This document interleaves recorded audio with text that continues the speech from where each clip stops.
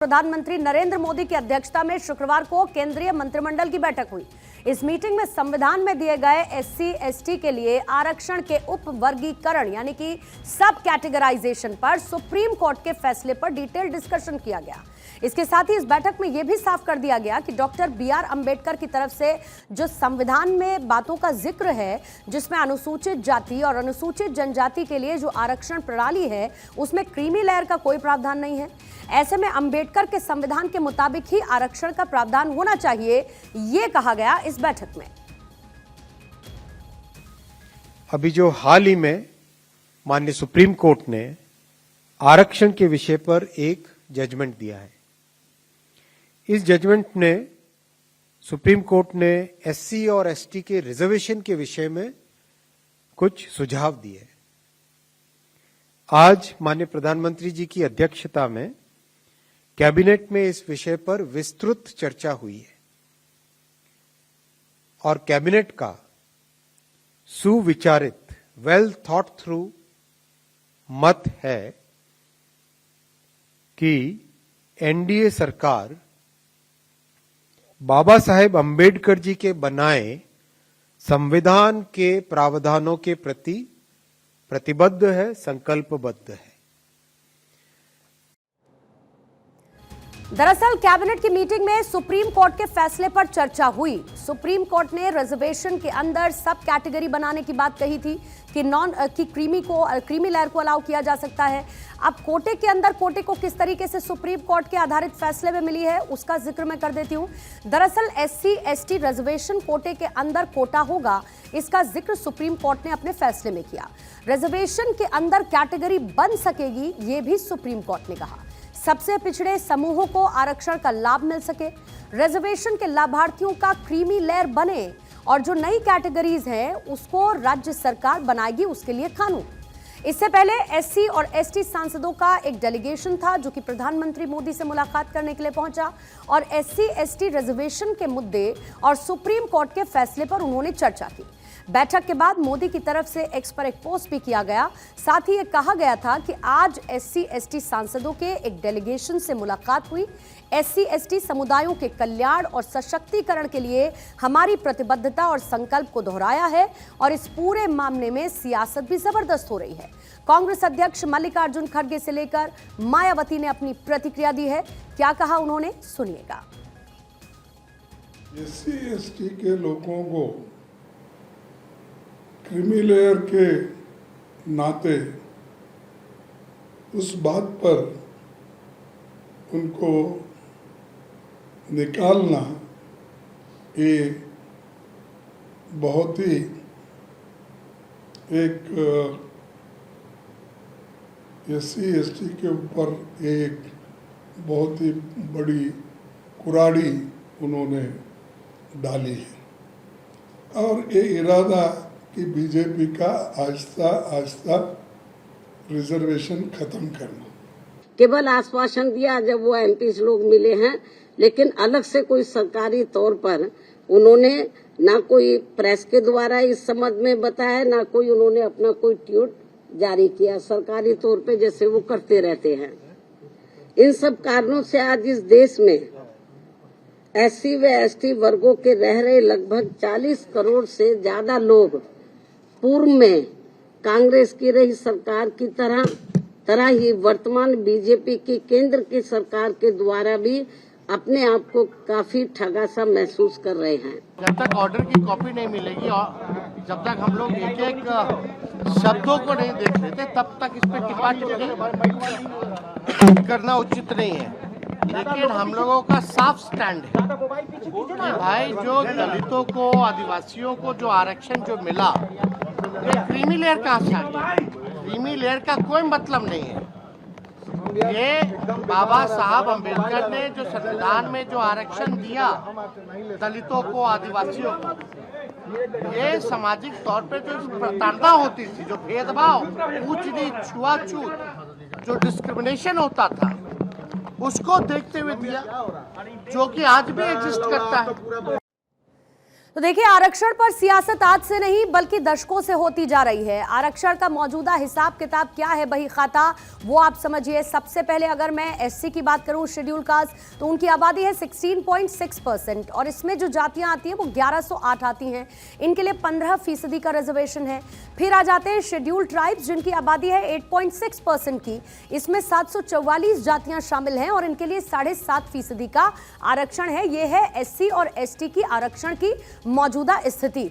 हमारे साथ political editor Aditi नागर इस वक्त जुड़ चुकी है। अदिति, सबसे पहले सुप्रीम कोर्ट के फैसले का जिक्र करते हुए, क्योंकि सुप्रीम कोर्ट ने तो यह कह दिया है कि एससी एसटी कोटे में सब कोटा हो सकता है, लेकिन जब कैबिनेट की बैठक हुई तो सरकार ने ये साफ कर दिया कि बाबा साहेब अंबेडकर के जो सिद्धांत हैं, जो संविधान में निहित है, हम उसके हिसाब से चलेंगे और हम सब कोटा कोटे में नहीं देंगे। ऐसे में सबसे पहले तो इस आरक्षण पर प्रेजेंट सिचुएशन या अभी की स्थिति क्या समझ में आती है, वो मैं आपसे समझना चाहूंगी।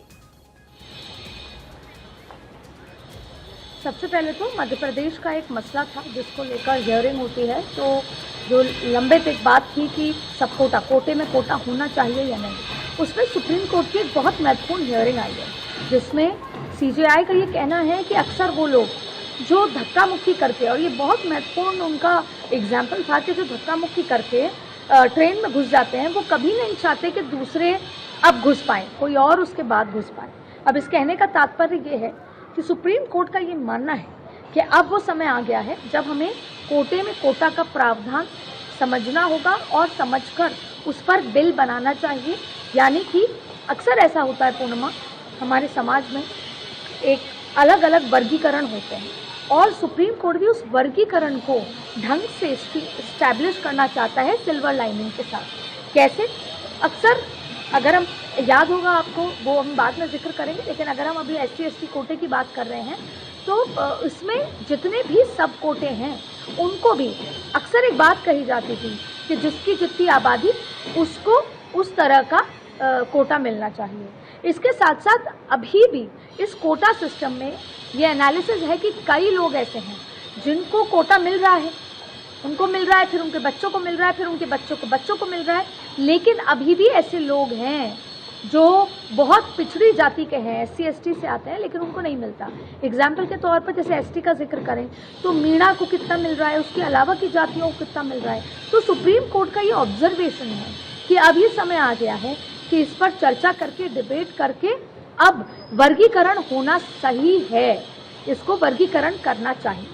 और एक क्रीमी लेयर का जिक्र किया सुप्रीम कोर्ट ने कि क्रीमी लेयर, अक्सर ऐसा होता है कि हम, बाबा साहेब अंबेडकर ने वैसे भी अगर हम याद दिलाएं तो उन्होंने कहा था कि ये कोटा सिस्टम परमानेंट नहीं है, इसको आगे जाके रिव्यू किया जा सकता है, संविधान में इसको रिव्यू किया जा सकता है। तो पूर्णिमा, ठीक वैसे ही अब क्रीमी लेयर लंबे समय से, दशकों से, 5 दशक 10 दशक हो गए जब आप आरक्षण मिलते मिलते आपके पूरा परिवार सशक्त हो चुका है, आप उस क्रीमी लेयर में आते हैं जहाँ पे, और उसका एक पर्टिकुलर गाइडलाइन भी है कि अगर आपकी इतनी सालाना इनकम है तो आप क्रीमी लेयर में आते हैं। तो ऐसी स्थिति में सवाल ये उठता है कि क्या अभी भी इनको कोटा चाहिए, या अगर कोटा चाहिए तो क्या नहीं जो लोग एकदम पिछड़े तबके के हैं। तो सुप्रीम कोर्ट का जो पूरा ऑब्जर्वेशन है वो ये है कि ये हमें ही करना होगा कि जो दूर पिछड़े रह गए लोग उनको उंगली पकड़ के आगे लाना होगा, जो अक्सर हम नहीं करते, कि जो कमज़ोर है या जो पिछड़ा है, ये हमारी ही समाज की जिम्मेदारी है कि हम इस कोटा सिस्टम के तहत या अलग अलग सिस्टम के तहत उनकी उंगली पकड़ के उनको लेकर आए, जो नहीं हो रहा, और इसी ऑब्जर्वेशन पे ये तय किया गया। तो ये तो आपने कहा सुप्रीम कोर्ट की बात। अब क्या है कि ये भारत देश है, 140 करोड़ लोगों का देश है, और यहाँ पर बहुत तरह तरह की पार्टियां हैं, भाषाएं बदल जाती हैं, सोच बदल जाती हैं। ऐसे में एक समय राहुल गांधी ने संसद में जब महिला आरक्षण बिल हुआ तो ओबीसी का जिक्र करते हुए कहा कि जिसकी जितनी आबादी, और ये तमाम जिक्र किया, और ओबीसी में ओबीसी की बात कही, और जो 33% आरक्षण था उसमें भी 33% ओबीसी को आरक्षण का जिक्र किया था। लेकिन वहीं जब सुप्रीम कोर्ट ने एससी एसटी का जिक्र किया तो हमने अपनी राजनीति को चमकाने के लिए ये कह दिया कि ये गलत है। और अब देखिए, महाराष्ट्र में चुनाव है, झारखंड में चुनाव है, हरियाणा में चुनाव है, और जहां पर एससी एसटी का आरक्षण का मुद्दा बहुत गरमाया हुआ है। अब ये एक नैरेटिव है। बीजेपी क्या कर रही है? बीजेपी सत्ता में है। बीजेपी आइडियली सुप्रीम कोर्ट ने जो कहा है कि आप ऐसा सोच सकते हैं, तो बीजेपी बिल लाती कोटे में कोटा। लेकिन एक रोचक बात है जो शुरुआत में पूर्णिमा आपने कही, आपने कहा कि SC ST के सांसद प्रधानमंत्री से मिलने गए, और मैं उस समय पार्लियामेंट में मौजूद थी जब वो जा रहे थे, और जब वो बाहर आए तो वो बहुत ही रोचक सी बात हुई। जब वो जा रहे थे तो वो अपना एक मेमोरेंडम लेके जा रहे थे कि हम बात करेंगे प्रधानमंत्री से, क्रीमी लेयर का मुद्दा गलत है एकदम, और तमाम तरीके की। जाहिर तौर पे सब अपने अपने इलाके में जाएंगे तो क्या कहेंगे, हम प्रधानमंत्री से मिले, हमने इसका विरोध जताया। जैसे ही वो गए, मेमोरेंडम रखा, प्रधानमंत्री जी ने मेमोरेंडम पढ़ा और वो मुस्कुराए, और उन्होंने कहा कि ये नैरेटिव गलत है, पहले भी कि सरकार कोई संविधान से छेड़छाड़ करती, हम प्रतिबद्ध है। और उसकी आपने भाषा सुनी भी होगी अश्विनी वैष्णव से कैबिनेट की बैठक में, कि बाबा साहिब अम्बेडकर द्वारा दिए गए जो संविधान है और जो संविधान में आरक्षण की बात है, हम उससे प्रतिबद्ध हैं, हम उससे कोई तरह का छेड़छाड़ नहीं करेंगे, और हम क्रीमी लेयर को आगे नहीं बढ़ाते, क्रीमी लेयर हम बदलाव इस तरह की कोई चीज नहीं करेंगे। प्रधानमंत्री ने कहा बल्कि अब आप लोग आ ही गए हो SC ST सांसदों से, तो मेरा एक काम करो, जो नैरेटिव बाहर गलत जा रहा है कि सरकार कुछ बदलाव करेगी, कोटे में कोटा करेगी, बिल लाएगी और ऐसा कुछ भी होगा, तो भाई ऐसा कुछ नहीं होगा। अब आप लोग आए हो तो पकड़ो मेमोरेंडम और बाहर जाओ अपने अपने इलाकों में, और मेरी तरफ से कहना कि सरकार ऐसा कुछ भी नहीं करने जा रही। तो जहां पर मायावती को लगता है कि मैं दलितों की नेता हूं, अखिलेश यादव को लगता है कि मैं एक समाज का नेता हूं, अगर उसमें वर्गीकरण हो गया तो आप केवल उसी पर्टिकुलर समाज, यानी कि अभी तो आप मुट्ठी भर के नेता हैं, लेकिन फिर तो पर अगर आप वर्गीकरण हो जाएगा मामले में तो ये फिर आप सीधे सीधे 140 करोड़ जनता की बात नहीं है, ये 140 करोड़ वोट बैंक की बात है। कुल मिलाकर कोटे में कोटा पर सियासत भारी है, क्योंकि सबको अपना अपना वोट बैंक नजर आता है, और इसीलिए हर कोई नहीं चाहता, कोई भी नहीं चाहता, वो कोई भी पार्टियों की इसमें किसी भी तरीके की छेड़छाड़ हो। जाहिर तौर पे इस पे राजनीति भी हावी है, इस पे चुनाव corner, they are standing right in the corner.